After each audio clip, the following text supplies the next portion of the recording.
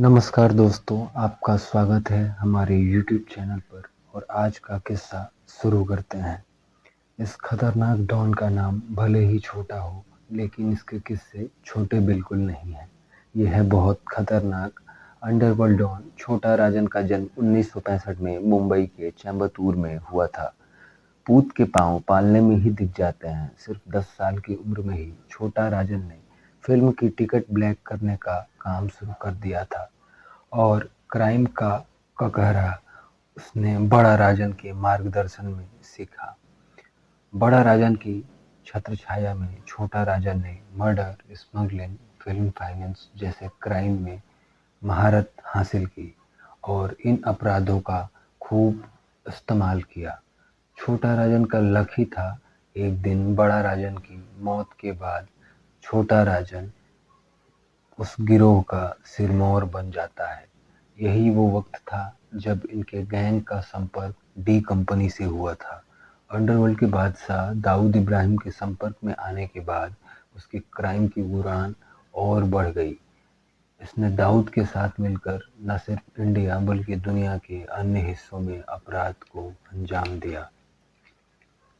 मगर 1993 बम्बई बम धमाका छोटा राजन के गले से नीचे नहीं उतर पाया और यही दाऊद और छोटा राजन के रिश्तों में खटास की वजह बनी। आखिर में ये डी कंपनी से अलग होकर अपनी गैंग बना लिया और लोगों के पूछने पर यह कहता था, जो अपनी माँ का ना हो सका वो किसी और का क्या होगा। आप ये किस्सा हमारे YouTube channel 11 PM untold stories पर सुन रहे हैं। अगर आप चैनल पर नए हैं तो सब्सक्राइब ज़रूर करिएगा ताकि आगे आने वाली वीडियोज़ से आप अपडेट रहें। इस किस्से की शुरुआत होती है 70 के दशक बम्बई से। इस दौर में बम्बई अंडरवर्ल्ड में एक नया नाम उभरा। वो नाम था दाऊद इब्राहिम। उसने और उसके भाई साबिर कासकर ने मिलकर डी कंपनी की शुरुआत की थी और देखते ही देखते अंडरवर्ल्ड के नए किंग बन गए थे। इस विरासत को खड़ा करने में एक लोग का बड़ा हाथ था। वो था राजन महादेव नायक, यानी बड़ा राजन। चेंबतूर से तिलक नगर के इलाके को अपनी जेब में रखने वाला बड़ा राजन की शुरुआत दर्जी के काम से होती है। बाद में वह महबूबा के चक्कर में बड़ा नाम बन गया। राजन की मुलाकात राजेंद्र सदाशिव निखिल से हुई, जो अपने आप को भी राजन बुलाता था। इसलिए राजन महादेव को बड़ा राजन और राजेंद्र सदाशिव को छोटा राजन कहा जाने लगा। छोटा राजन की कहानी भी कुछ कुछ बड़ा राजन की तरह ही थी। 5वीं में स्कूल छोड़कर लोकल गैंग्स को ज्वाइन कर लिया था और चेंबतूर इलाके में टिकट ब्लैक करता था। 1989 में पुलिस ने एक बार टिकट ब्लैक करने वालों पर लाठीचार्ज किया। वहां छोटा राजन भी मौजूद था। उसने पुलिस वालों की लाठी छीनकर उन्हें ही पीटना शुरू कर दिया और अकेले कई पुलिस वालों को जख्मी कर दिया। इस घटना के बाद बम्बई के आपराधिक गिरोहों में उसका नाम आग की तरह फैल गया। इसी बीच बड़ा राजन अपने नाम से एक गैंग की शुरुआत कर चुका था। छोटा राजन ने भी इसी गैंग को ज्वाइन कर लिया। दोनों चेंबतूर का घाटको इलाका संभालते थे। उसी दौर में घाटको वेस्ट में यशवंत जाधव जुए एवं सट्टे का कारोबार चलाता था। बड़ा राजन के गैंग का ओहदा बढ़ा, वो दोनों गैंग्स के बीच तनातनी बढ़ने लगी। आधी रात को सोडा बोतल और ट्यूबलाइट की लड़ाइयाँ जल्द ही दुश्मनी के रूप में बदल गई। छोटा राजन गिरोह छोटा था तो उसने इसलिए उन्होंने वर्द राजन मुदलियार गिरोह के मदद लिया।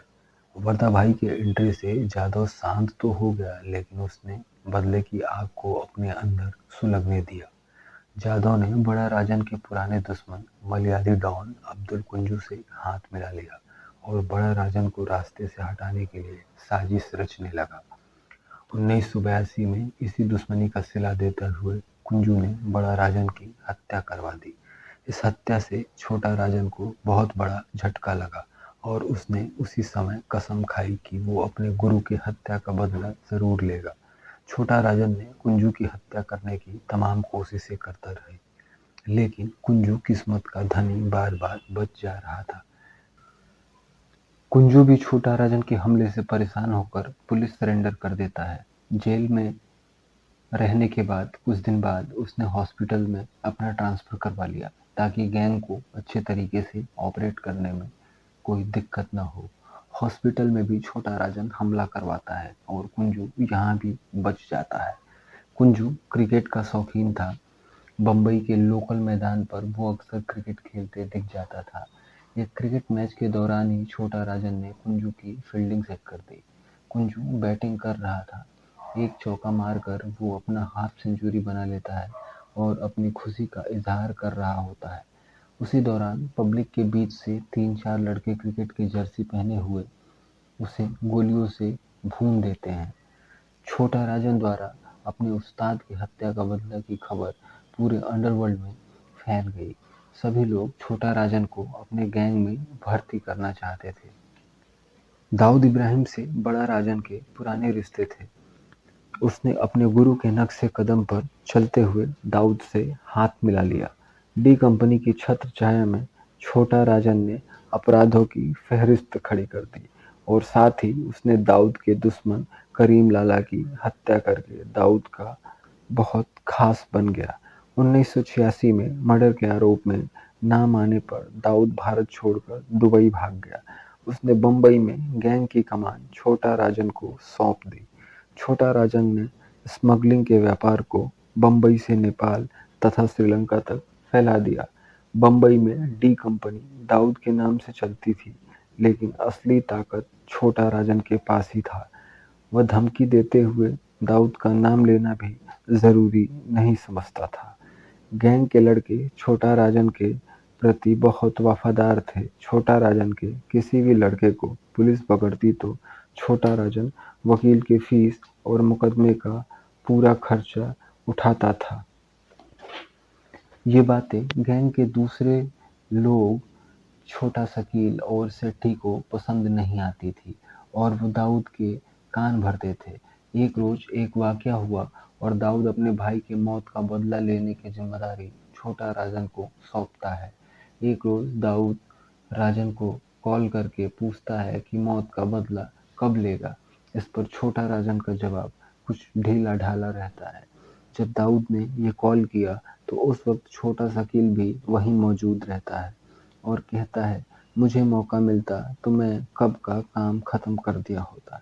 दाऊद हामी भर देता है और छोटा शकील को इससे अच्छा मौका नहीं मिलता दाऊद का करीबी बनने में और छोटा राजन को नीचा दिखाने से। दाऊद के भाई की हत्या में गावली के लड़कों का हाथ होता है। एक रोज एक रोज अस्पताल में वो गावली के लड़कों को मरवा देता है। इस घटना के बाद छोटा शकील छोटा राजन की जगह लेने लगा। जल्दी छोटा राजन और दाऊद के रिश्ते अलग होने लगे। 93 ब्लास्ट के बाद से तो रास्ते ही अलग हो गए। छोटा राजन अक्सर कहता कि जो अपनी माँ का नहीं हुआ वो दूसरे का क्या होगा। इसके बाद मामला धर्म का हो गया था। बम्बई के लिए दाऊद और छोटा शकील अब डॉन नहीं मुस्लिम डॉन हो गए थे और छोटा राजन और अरुण गौली हिंदू डॉन हो गए थे। धन्यवाद। आपको ये किस्सा कैसा लगा? आप अपनी राय ज़रूर बताएं।